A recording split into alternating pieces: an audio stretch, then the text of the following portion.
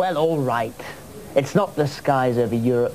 In actual fact, it's the Royal Air Force Museum at Hendon. I want to find out who it was that was flying that other plane. The man's a complete road hog. He's a sky hog. I actually have come to the conclusion that they must lose more people and pilots getting out of their planes onto the ground than they actually did in the skies. Oh, I've never seen flying like it in my life. Who's going to pay for the damage? I've got bullet holes all over my aeroplane. Ah, Gary Newman, you can pay for the damage of my aeroplane. Why here? What are you doing here?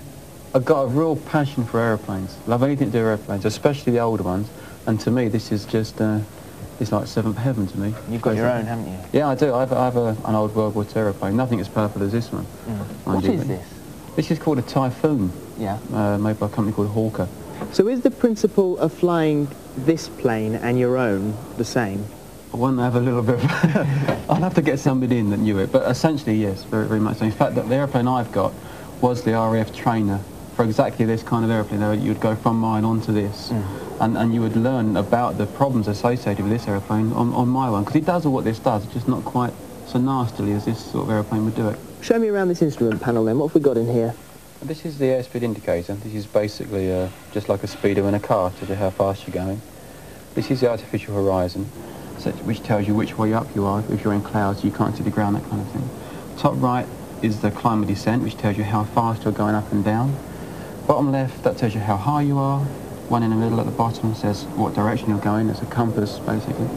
And the one on the right tells you whether you're turning in a balanced turn. It's possible to turn an aeroplane to not be imbalanced, but it sort of goes around with the tail dragging or with the tail kicking out, that kind of thing. And this tells you whether you're in balance or not, which is very, very important when you're firing guns, because if the aeroplane is like that and you're looking that way, the bullets are actually going out that way. Missing everything. Yeah, so you must be in balance before you fire, and that's very, very important for a fighting aeroplane. Where did you get this passion for World War II planes? I don't know, really. I suppose it started with an interest in aeroplanes in general, and it went on from there, because this was the last era where I've got like relatives that were involved in the fighting side of it. And I suppose really in some ways it was the last of the aeroplanes where people actually just got in them and flew them, as opposed to plugging into a computer and then flying them, which is very, very clever, and I'm not knocking that at all. But this was the last of the pure kind of fighting, if there is such a thing, really.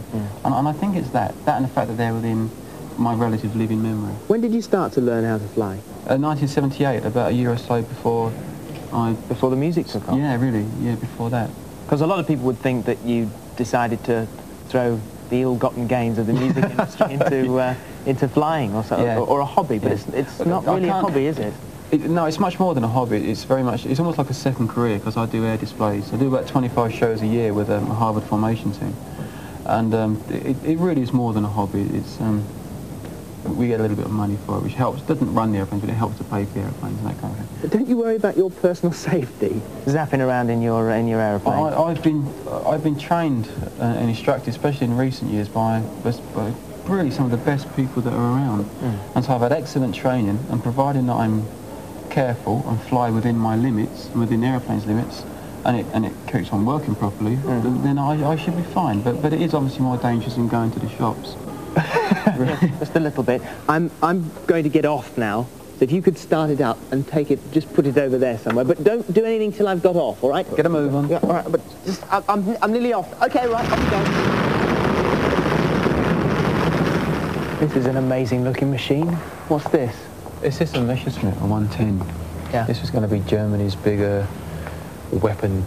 It turned out to be not particularly good as a fighter. It was going to be their big fighter. They're going to sort the British out. But it turned out to be not much of a match for the British fighter. They like the Spitfire and the Hurricane over the back there. So it became a night fighter, where it would attack our bombers. We used to fly mainly at night. That's why I had the what looks like television air. I thought it was a colour television. That's actually a radar system, and it would use that to track the airplanes at night, obviously out of sight, and close in on them and shoot them down that way. And it was very successful. Did it put our chaps at a bit of a disadvantage then? Yeah, very much so. Yeah, it was quite deadly. Once they were locked onto you, it was very difficult to get rid of them. Yeah. So I'm told, anyway. You mentioned the Spitfire and the Hurricane, which are over here. Yes. Well, everybody knows the Spitfire. A fantastic plane. I love it. What do you know about this? A fair bit. This was our main fighter for the whole war period, really, as far as a British-made one was concerned.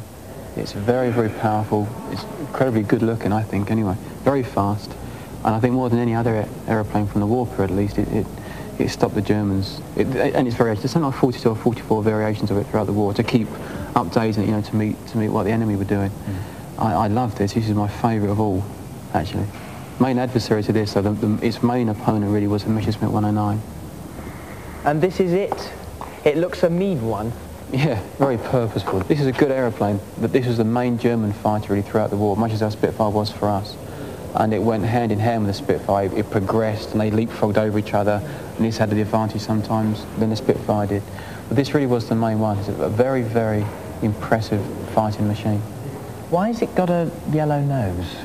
I'm not really sure with the Germans. I know I got a model of an American aeroplane during the war, and the yellow nose on that meant that it was I think it was a squadron leader or wing commander's airplane, not the boss. And whether it means the same thing for the Germans or not, I don't know. I would presume so. They certainly did it during the First World War. They would mark their leaders' aeroplanes up in a certain way. So put the squadron leader in the plane that's easiest to spot and shoot down. Yeah, it's stupid, unfair if you ask me.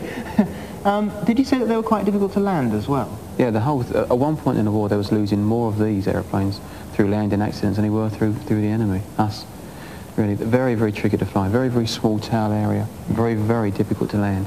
To keep straight, they would just have a tendency to sort of whip around and face from whence they came. And that would take out all the undercarriage and really mess them about a bit.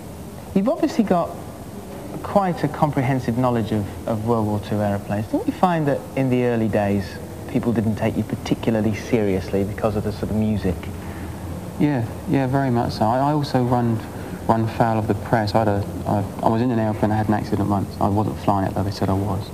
And really because of that, and since then, I've had no end of mickey taking and things to do with it, which is a little bit annoying because when you sort of get to a certain stage with it and nobody's taking any interest, and yet when you've only got to dent one and they crawl all over you to have a go at you, that does annoy you a little bit. Annoys me anyway. So what's your relationship between the music industry and your flying? I try to keep the two completely separate. I've got the music business there, which is very sort of makeup and lights and very pretty and showing off and doing all the bit. And then you have the flying on the other side, which is much more, I don't know how to put it really, it's much more like real life. Because if you make a mistake, then you good chance of dying, you know, it's quite a serious sort of hobby really, especially when you get to this kind of level with it. So if you were in a plane, say a 747 going across the Atlantic, going to do a tour in the States, and all of a sudden the pilot comes over all unnecessary, and they say, is there a pilot on the plane, you'd be able to fly a 747, would you? I've been lucky enough to have a go on the simulators of those, and I could do that, yeah. I could take over, and probably if I was talked through it, I could get it down, because I actually have done those simulators and done it successfully, got away with it. But in no way could I understand the airplane and understand all the systems, and because it's incredibly complex and very, very skillful thing to do. But I could, the basic flying of it is very similar, yes.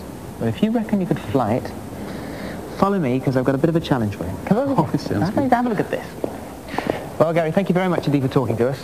Bit of a treat for you now. I thought you might like to ride home in this one. Unfortunately, I couldn't get you a ladder. That'd be tricky getting it out. I'll give you a leg up. Do you mind? Is that all right? I'll give it a go.